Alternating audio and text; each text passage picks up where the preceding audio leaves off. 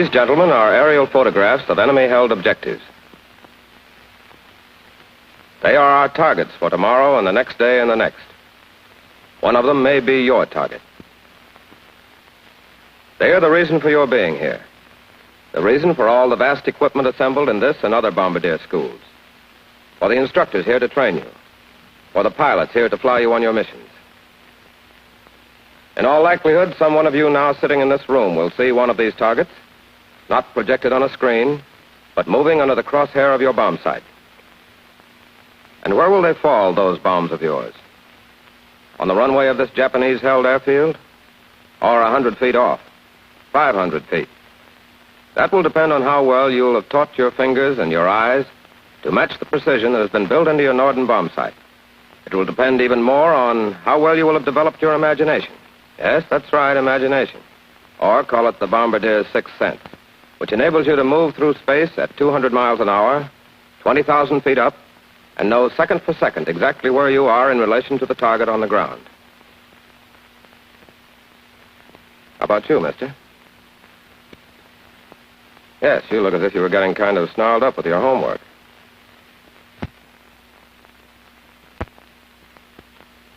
Did you ever try imagining what it's like looking down from the other end of that sight line?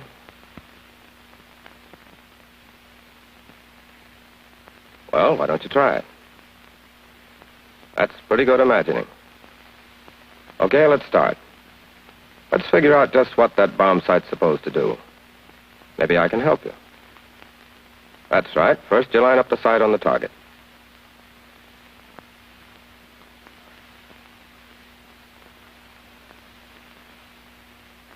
Good idea. That'll do for your telescope. Yes, and then you find a way of measuring the angle between your sight line and the vertical.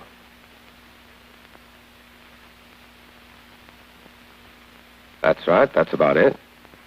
Only they've rigged it up a little better in the Norden.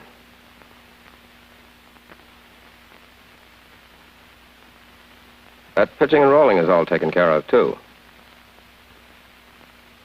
First, there's a gyroscope, which makes it possible to stabilize the telescope in a vertical position. So that no matter how the airplane rolls or pitches, you have a fixed vertical line of reference.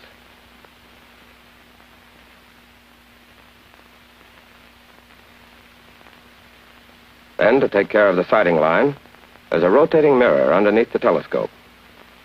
You can see that's the same as having the telescope rotate. That means, since the mirror is connected to an indicator, we can see just how fast our sighting angle is closing as we approach the target. All right, what else goes into your diagram?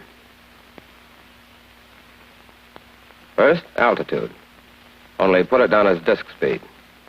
I'll put it down that way for now. You'll figure out why in a minute. And you know your airspeed. That's constant, too. So that tells you how far behind the airplane your bomb will fall. That's your trail. Subtract trail from your whole range. That's how far the airplane travels after the bomb is released. And you have actual range.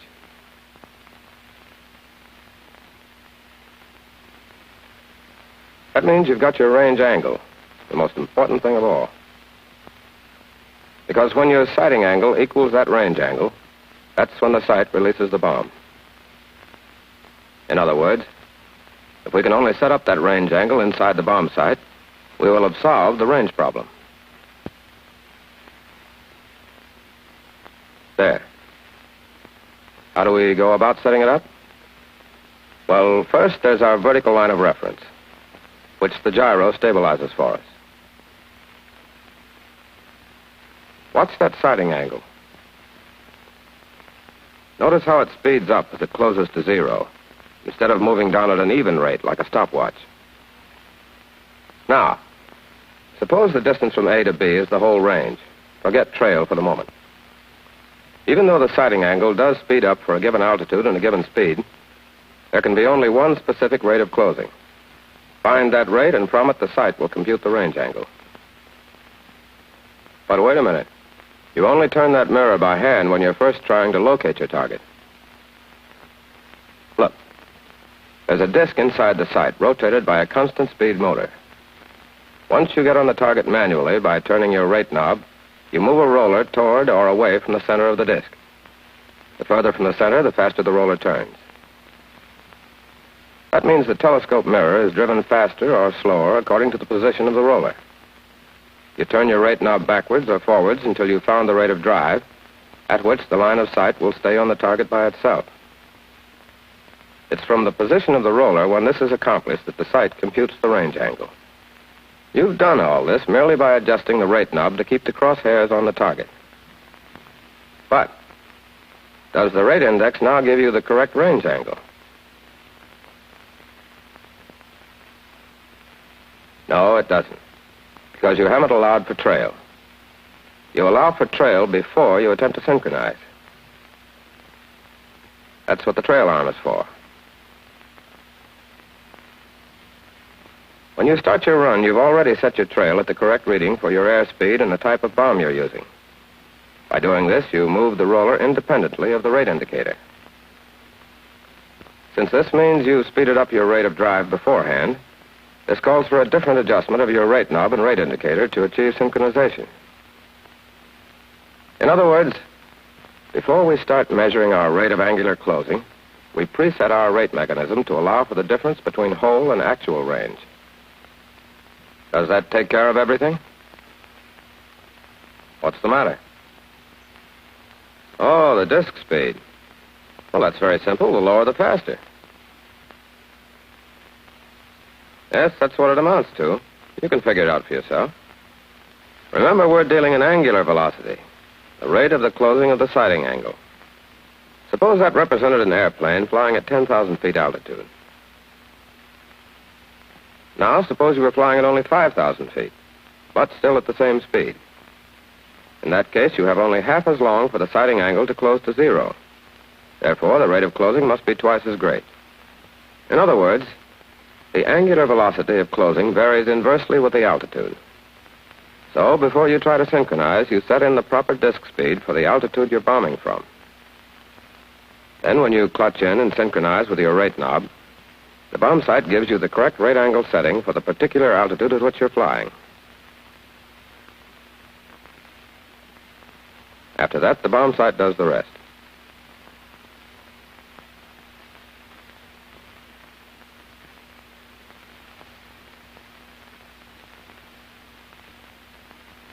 Including this. So now you understand how the range problem is solved by the Bombsight. But what about... Hey, where are you headed for?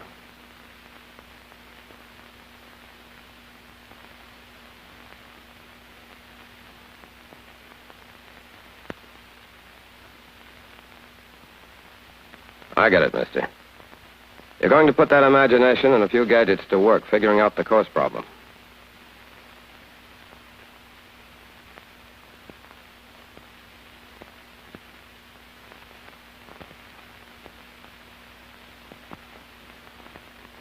That chair behind the desk will help out.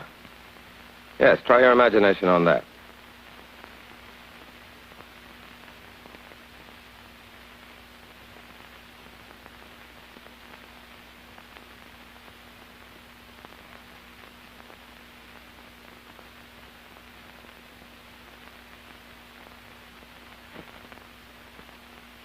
And there's your airplane.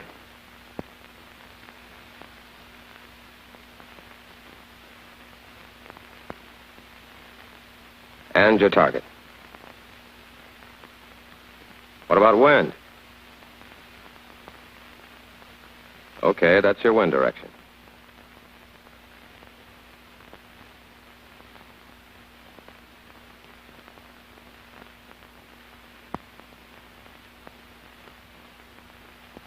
All right, here's the starting point of your bombing run.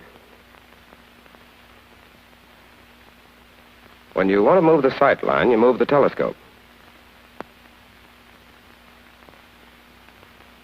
When you want to change your heading, you turn the chair.